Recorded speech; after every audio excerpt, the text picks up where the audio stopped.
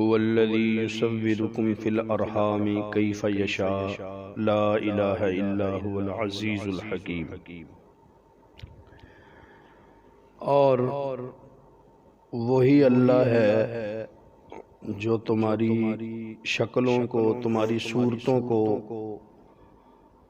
رحموں میں بناتا ہے، کیف یشاء، جیسے چاہتا ہے۔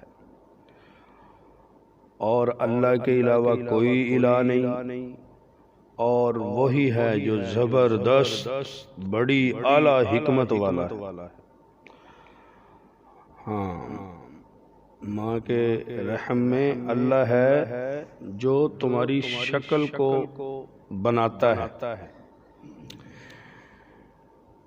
جس کو کیا کسی کو خوبصورت بنا دیا، کسی کو بدصورت بنا دیا۔ ماں کے رحم سے جو عضو کم ہو گیا، ساری کائنات مل کے اس کو پورا نہیں کر سکتی۔ جس کی آنکھ نہیں تو اس کی آنکھ کوئی نہیں لگا سکتا، جس کا ہاتھ نہیں اس کا ہاتھ کوئی نہیں لگا سکتا۔ یخلقکم فی بطون امہاتکم خلقا من بعد خلق فی ظلمات ثلاث، اللہ پاک نے یخلق، وہی اللہ ہے جو تمہیں پیدا کرتا ہے فی بطون امہاتکم، تمہاری ماؤں کے پیٹوں میں، اور پھر تمہیں مختلف، ہر انسان کو مختلف مراحل سے گزارتے ہوئے اللہ دنیا میں لاتا، اور اس کا اللہ نے ذکر بھی کیا وہ مؤمنون میں، ثم خلقنا النطفة علقة فخلقنا العلقة مضغة فخلقنا المضغة عظاما فكسونا العظام لحما ثم انشأناه خلقا آخر فتبارك الله احسن الخالقين۔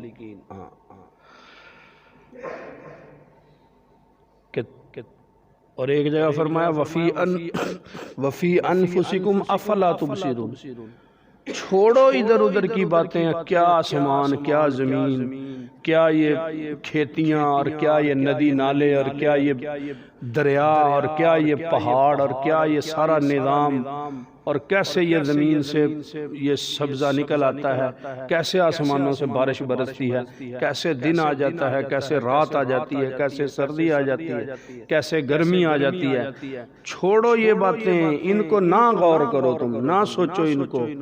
ہاں، سوچنا تو چاہیے اس پہ بھی کہ کون ہے جو دنوں کو بڑا کر دیتا ہے، کون ہے جو راتوں کو بڑا کر دیتا ہے، کون ہے جو روزانہ سورج کو ہانکتا ہوا ایک ترتیب سے لے آتا ہے، کون ہے جو رات کو، جس نے چاند کو تمہارے سروں پہ لا کے کھڑا کیا، اور کون ہے جو تمہارے پھلوں کو پکاتا ہے، کون ہے جو تمہاری کھیتیوں کو اگاتا ہے، کون ہے جو تمہارے لیے مختلف قسم کے موسم لاتا ہے۔ سوچنا تو اس پہ بھی چاہیے، لیکن اللہ کہتا ہے چھوڑو اس کو، نہ سوچو اس کو۔ وَفِي أَنفُسِكُمْ أَفَلَا تُبْصِرُونَ، اے انسان تو اپنے آپ کو ہی دیکھ لے بس، اور ادھر ادھر نہ بھی دیکھ، بس اپنے آپ کو دیکھ۔ سوتا عبس، وہاں اللہ نے تینوں مراحل بیان کی۔ سب سے پہلے کہا اپنے آپ کو دیکھ لے، چلو تو اتنا ہی وہ کم ظرف ہے کہ اپنے آپ کو نہیں دیکھتا، تو پھر اپنے آس پاس کے ماحول کو دیکھ۔ اگر تو اس کو بھی نہیں دیکھتا تو پھر انتظار کر کس کا؟ پھر انتظار کر اس دن کا، یوم یفر المرء من اخیہ، جس دن ہر انسان دوسرے سے بھاگے گا، وامہ وابیہ وصاحبتہ وبنیہ، پھر اس دن کا انتظار کر۔ اگر تو اپنے آپ کو نہیں دیکھتا اور آس پاس کے ماحول کو نہیں دیکھتا تو پھر تجھے اس دن تو پتہ چل جائے گا کہ کون تھا تجھے پالنے والا، اور کون تھا تجھے اس دنیا میں لانے والا، اور کون تھا اس ساری دنیا کے نظام کو چلانے والا۔ یہ تجھے اس دن پھر پتہ چلے گا۔ تو اللہ رب العزت نے تمہیں پیدا کیا ہے، اللہ رب العزت نے تمہیں یہ سارا جسم دیا ہے۔ آج ایک چیز فیل ہو جائے تو دیکھو کیسے لالے پڑتے ہیں انسان۔ ڈاکٹر کہہ دے گردے خراب ہیں، بڑے بڑے دسترخوان سجا دو، کوئی ایک چیز اٹھانے کو دل نہیں کرے۔ ڈاکٹر کہہ دے دل کا حال خراب ہے تو ساری دنیا کو سجا دو، میرے لیے ساری دنیا ویرانہ لگے گی۔ تو یہ میرے سارے جسم کو، میرے سارے نظام کو میرا رب ہے جو چلا رہا ہے، میرا رب ہے جو چلا رہا ہے، اور اسی نے ان سارے نظام کو بنایا ہے۔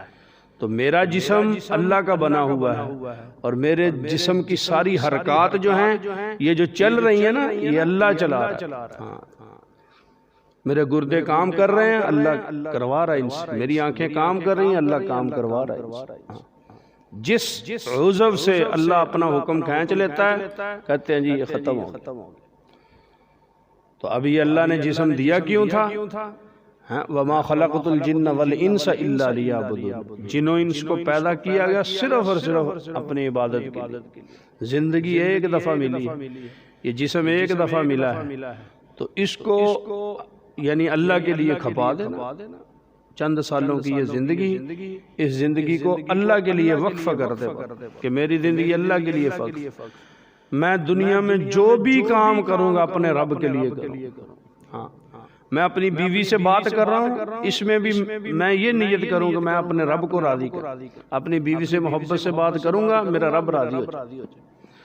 اپنے بچوں کی میں تربیت کروں گا، میرا رب راضی ہو جائے۔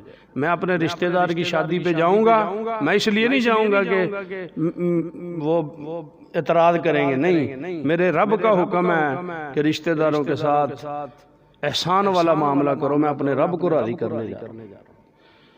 میرا قدم گھر سے نکلا، میں جس طرف بھی ہوں اس میں نیت کروں کہ میں اپنے جسم کا حق ادا کر رہا ہوں۔ اللہ نے جو مجھے جسم دیا ہے، میں اپنے رب کے لیے نکلا۔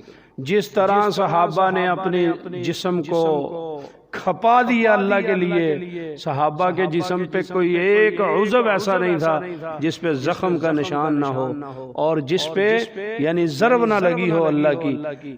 تو ہم بھی اپنے جسم کو کھپا دیں اللہ کے لیے۔ چلو وہ موقع آئے گا تو اس وقت وہ ضربے بھی لگوائیں گے، لیکن اب جو اللہ کا جو حکم بھی ہماری طرف متوجہ ہے اس کو پہ ہم پورا اترے۔ ہاں، دنیا میں جو بھی ہم کام کریں، جس طرف بھی نکلیں، جہاں بھی جائیں، بس یہ میں اللہ کے لیے کر رہا ہوں۔ بس میں کسی مسلمان سے مل رہا ہوں تو اللہ کے لیے مل رہا ہوں۔ تو اس لیے یہ جسم اللہ نے دیا ہے، یہ اللہ کی امانت ہے، یہ اللہ واپس لے لیں گے۔ جب تک اللہ نے یہ ہمارے حوالے کیا ہوا ہے، ہمارے سارے اعضاء، ان کو ہم اللہ کی امانت سمجھ کے اللہ کی خوشنودی میں لگائیں۔ اللہم